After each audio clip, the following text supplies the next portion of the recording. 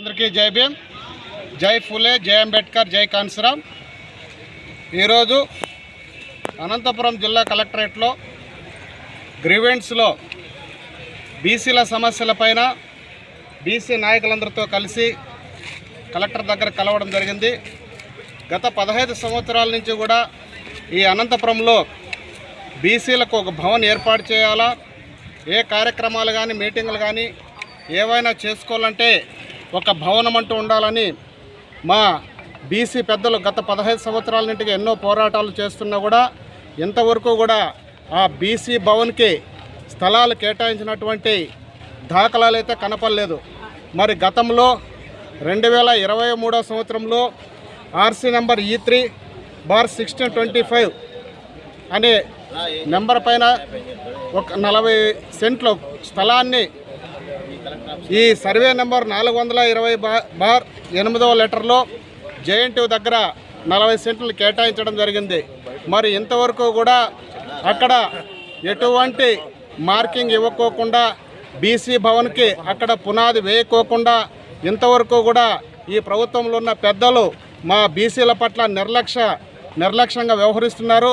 మరి ఈరోజు మేము బీసీలంతా కలిసి డిఆర్ఓ గారిని, కలెక్టర్ గారికి ఒక రిప్రజెంటేషన్ ఇచ్చాం. అయ్యా సార్, ఇప్పటికైనా మా బీసీల యొక్క బాధలను అర్థం చేసుకోండి. 143 కులాలు ఉన్నటువంటి బీసీలకి ఈ అనంతపురం జిల్లాలో ఒక బీసీ భవన్ నిర్మించండి అని విజ్ఞప్తి చేశాం. డిఆర్ఓ గారు కూడా స్పందించారు. మరి ఇచ్చినటువంటి 40 సెంట్ల భూమి అనుకూలంగా లేదు, మరి వేరే చోట భూమి పరిశీలన చేయాలని జాయింట్ కలెక్టర్ గారు రాయడము ఇది ఎంతవరకు కరెక్ట్ సార్? మీరు ఒక్కసారి ఆలోచన చేయండి. జేఎన్టీ దగ్గర ఇస్తే ప్రజలందరికీ కూడా అనుకూలంగా ఉంటుంది, ఇక్కడ రావడానికి పోవడానికి కూడా చాలా సౌకర్యంగా ఉంటుంది. దయ ఉంచి జిల్లాలో ఉన్నటువంటి అధికారులు ఈ స్థలాన్ని కేటాయించి బీసీ భవన్ ఏర్పాటు చేసే విధంగా మీరు ఈ ప్రభుత్వానికి పంపించాల్సిందిగా మనవి చేసుకుంటూ, అదేవిధంగా ఈ జిల్లాలో ఉన్నటువంటి బీసీ మంత్రి అయినటువంటి సబితమ్మ గారు కూడా విజ్ఞప్తి చేస్తున్నాం. అమ్మ, మీరు మా బీసీలకు ప్రాతినిధ్యం వహిస్తున్నటువంటి మంత్రిగా ఉన్నారు.